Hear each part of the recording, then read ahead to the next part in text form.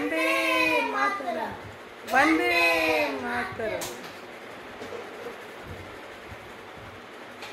ఇప్పుడు మన ముందుకు అల్లూరి సీతారామ గారు రాబోతున్నారు. అందరికీ నమస్కారం. నా పేరు అల్లూరి సీతారామరాజు.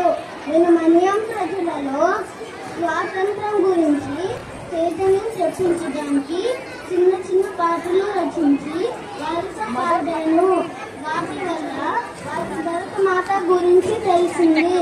నా సాయుధ పోరాటం వల్లనే స్వాతంత్రం వస్తుందని నమ్మి నా ప్రాణాలను అడిపించడానికి సిద్ధమయ్యను. భరత మాత ముద్దకుండని మన్యం వీరుడిని. భరత మాత స్వాతంత్రం చరిత్రలో నేను ఒక మహాజాల శక్తిని. నేను అల్లూరి సీతారామరాజు.